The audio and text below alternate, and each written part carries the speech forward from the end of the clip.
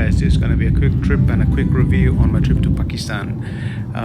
We took off on time, cruise, and then we landed right in the beginning of the day, and we had the whole day ahead of us.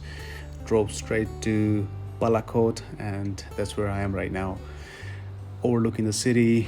It has a bit of a history as well in terms of the earthquake back in 2005 when the whole city was demolished.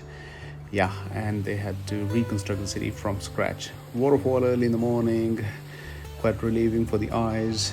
And after 5 hours of drive from Islamabad, we ended up in the Kaghan Valley. It was a nice drive, and there's not much traffic early in the morning, so we got there around 9ish, in the morning.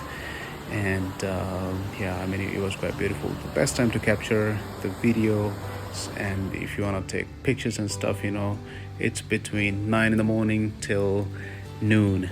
That's when the sun is right on its peak, and you get to see all the colors of the water and the jungle.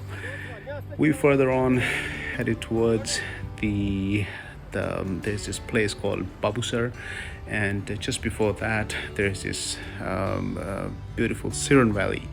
We decided to go on top, and it was about 2 hours drive from the base camp, and as you can see, it was scary as well as equally beautiful as well.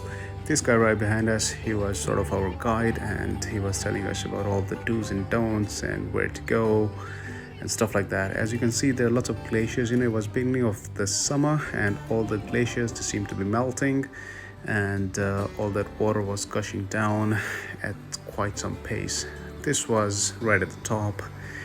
All we could see was nature and beauty. These horses, these fellows, they were just chilling on top, and as I mentioned before, there was nothing out there apart from silence and beauty.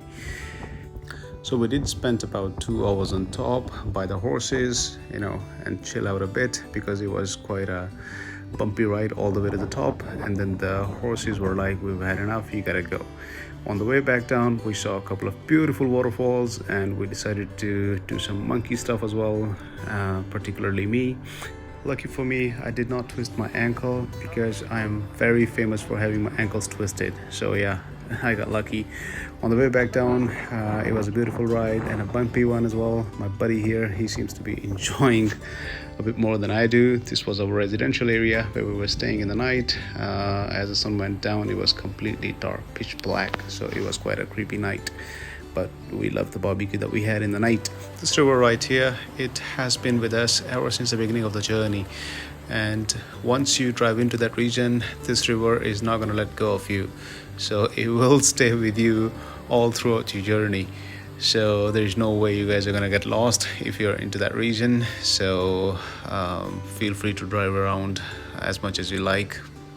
In case if you get lost, you just listen to the sound of the river, and it will guide you to the civilization. Yeah, just grabbing some last shots of our journey, and we will be heading back soon.